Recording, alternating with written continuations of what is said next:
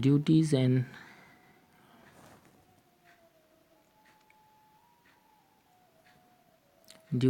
responsibilities of sector officer presented by block development officer Mathabanga to development block.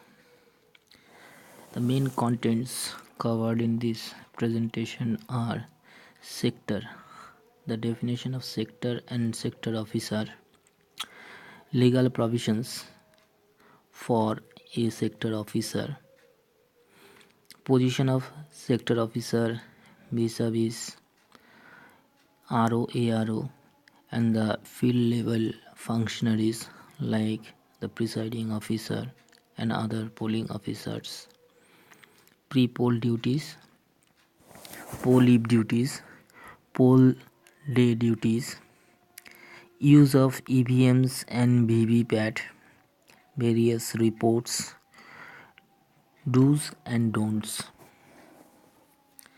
Sector or sector officer defined. What is a sector? A sector is a geographically convenient tagging of 10 to 12 polling stations. That means these polling stations should be contiguous and should be accessible to one another through any kind of vehicles. It is needed for effective election management. Who is a sector officer? Sector officer is generally a government servant and he acts as a link between the BLO DOs during pre-poll preparation and the polling parties during poll and the RO and AROs. They are endowed with the power of sector or zonal magistrate under section 21 of CRPC. What are the legal provisions? Section 28A of RP Act. We know any officers who are appointed as presiding officer, returning officer, assistant returning officer, or any other officer like sector officers are deemed to be on deputation of ECI.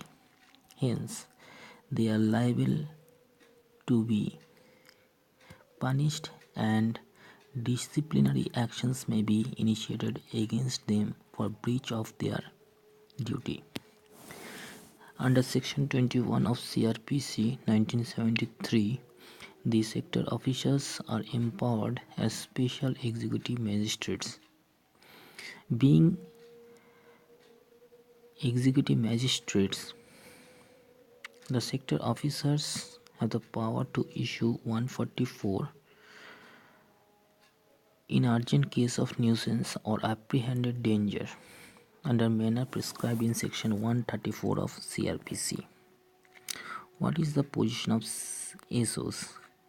From the picture we can see that the SOs act as the mid-level officers like the OCs of VC, FST, static surveillance team, expenditure monitoring team of blocks or subdivisions, and MCC teams of blocks and subdivision.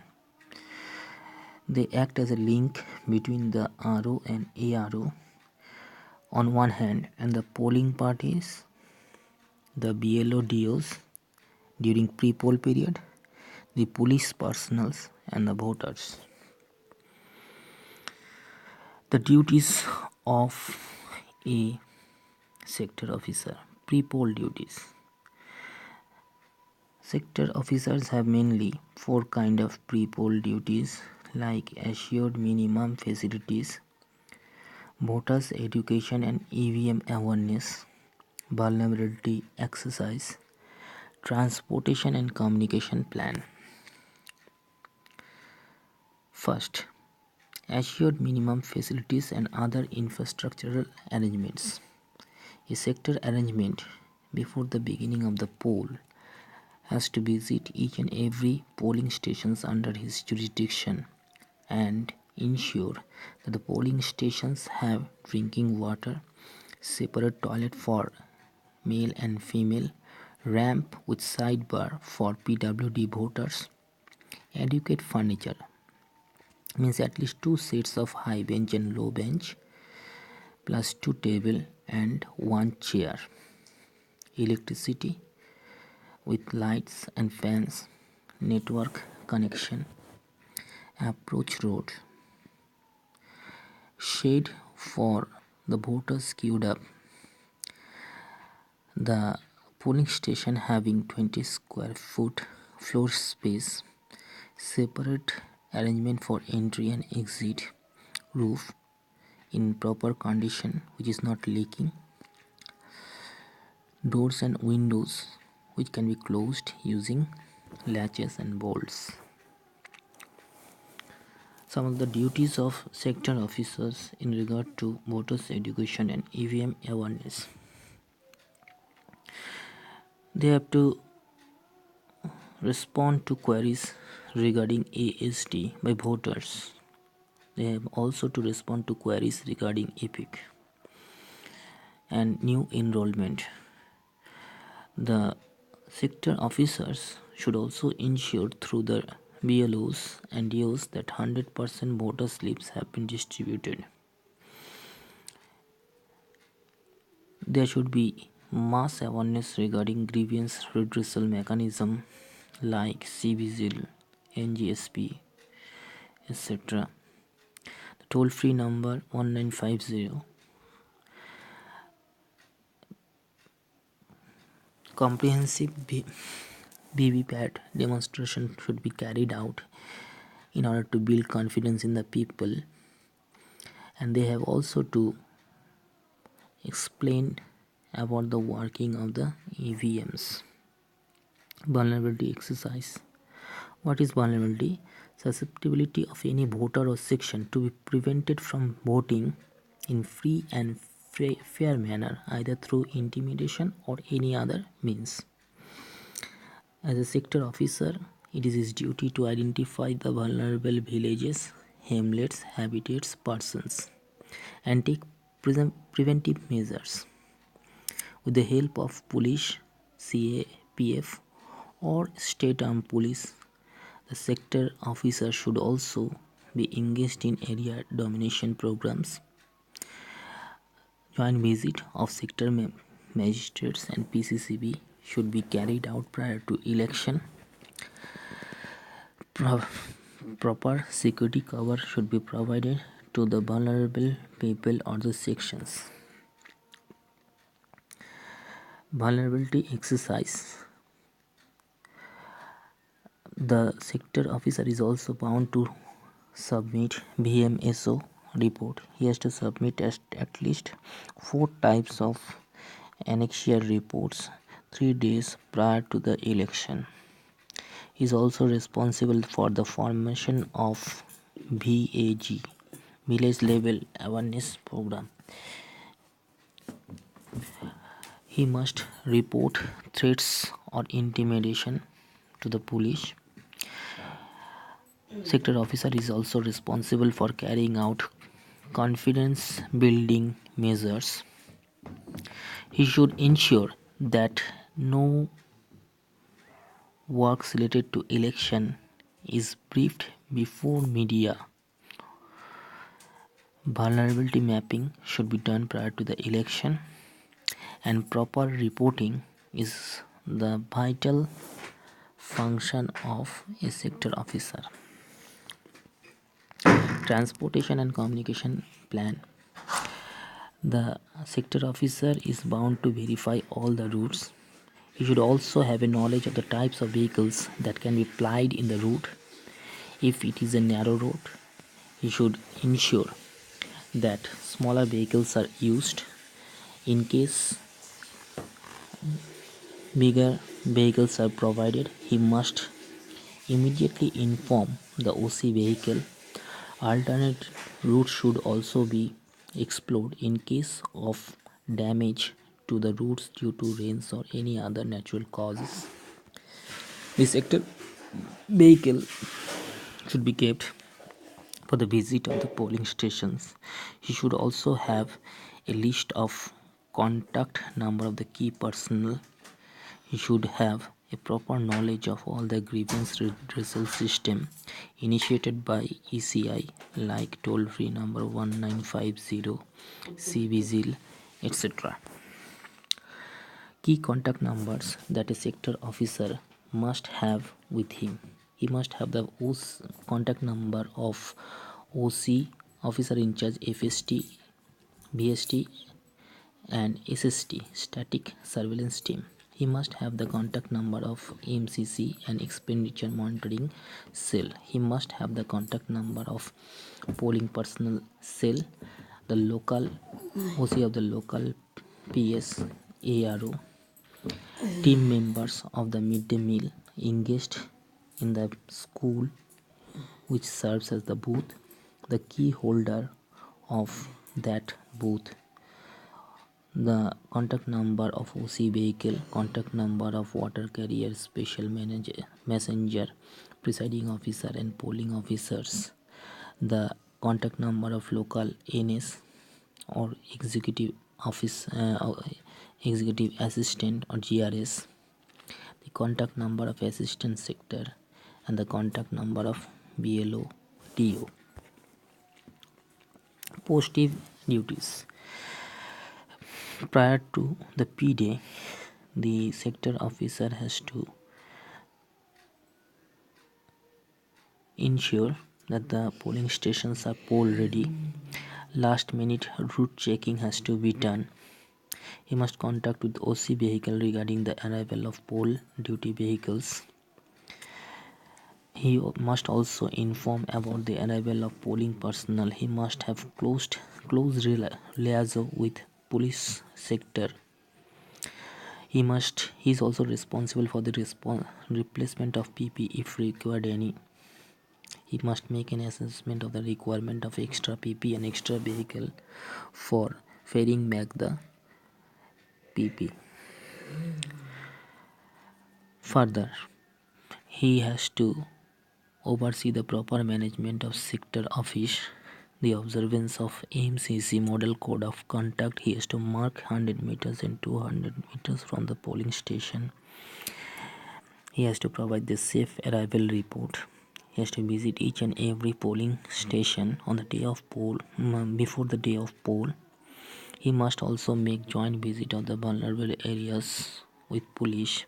He must ensure that the signages are put in proper place.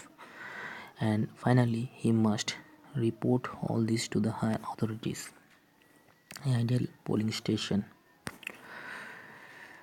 What are his poll day duties of a sector officer? Implementation of MCC. He must be present at least one polling station for mock poll. He must ascertain the status of mock poll. He must ensure that the election starts in time. Generally, the election starts at 7 am. He must make frequent visit to all the polling stations under his jurisdiction at least 3 times each. Special attention should be paid where no polling agents are present. He must ensure the presence of security personnel and also ensure VVPATs or EVMs are replaced in case of defect or malfunctioning within 90 minutes. He must report the absence of PP on the polling day if any occurs, and also provide for the replacement from reserve party that may be handed over to him on the day on poll eve. He must maintain purity of poll process and provide proper security cover and support to the vulnerable community. Then he must provide inputs like instant instructions to the presiding officer and polling officers. He must ensure after the finish of the poll that the EVMs have been sealed properly with all the address tags and other special tags. He must ensure the closing of register 7A and the handing over of 17C to the polling agents. Use of EVMs and VVPATs. We must know that in this election M3 machines will be used. He must have a proper knowledge of how this machine works. Generally, the cable code of the VVPAT is attached to the control unit, and the cable code of VU is inserted into the VVPAT.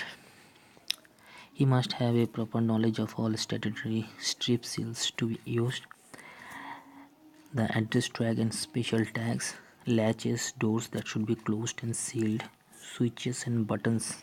There are various kinds of button like clear, control, clear, ballot, then result in control unit, and other switches and mock polls. Paper strip seal. First, there are pink strip seal. It is needed for both BU and CU. In case of BU, it is used or it is fixed during candidate set. The returning officer and presiding officer must see that the seal is intact. Pink strip seal, it is used in CU during the FLC. Green paper seal and ABCD seal is used in CU. After mock poll is over, a sector officer is to ensure that these paper seals have been fixed properly. Pink paper seal, it is used for sealing the plastic container used for keeping the mock polls inside a black envelope after mock poll. Here we can see the process of a mock poll.